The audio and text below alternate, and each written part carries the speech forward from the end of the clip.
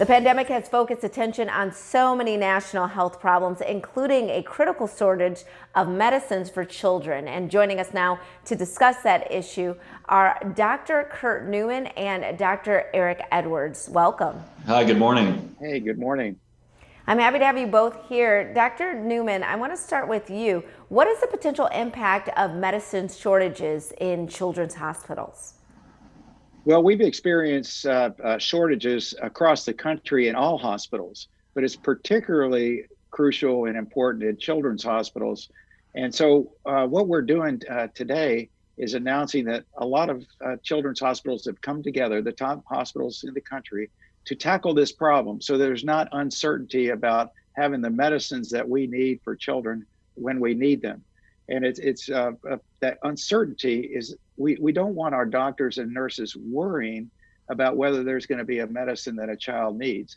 Now, it's not a problem, the hospitals know what they're doing today, but we want to make sure that that future supply is there. And that's why we're working with the Flow Corporation to make sure we have that steady supply of these critical medicines for children.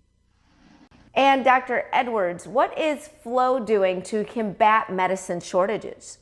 Sure. So Flow is a trailblazing essential medicine company that is focused uniquely on this problem. We're a public benefit corporation really committed to solving the essential medicine drug shortage challenge.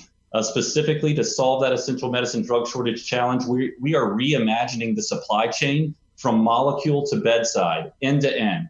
So that involves taking another look at the chemistry of these drugs to try to drive down the costs through new innovative process development, manufacturing the medicines to the active pharmaceutical ingredients. Some of these APIs, in fact, the majority of them are only available and manufactured in foreign countries. And that creates a national public health security risk. So we're going to be making those medicines here at home and then getting them into the finished dosage form in collaboration with our strategic partners. So we're talking about an end-to-end solution to help solve for medication shortages. And as Dr. Newman mentioned, to help ensure a bright future where no family member should ever have to worry about whether or not their child is going to have access to the most essential medicines necessary to sustain life and conquer disease.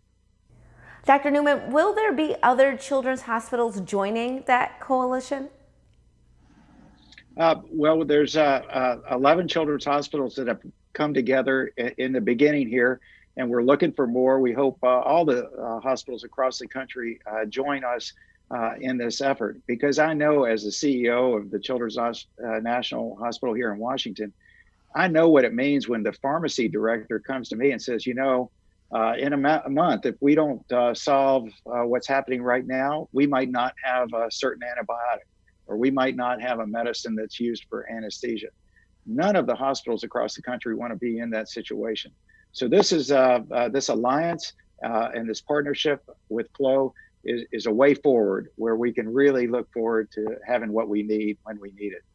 And where can we go to get more information, both about the coalition and about Flow?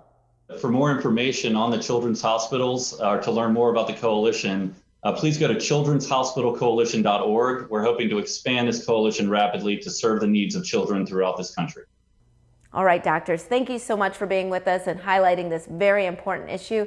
And we'll be right back with more Midday Maryland right after this. Stay tuned.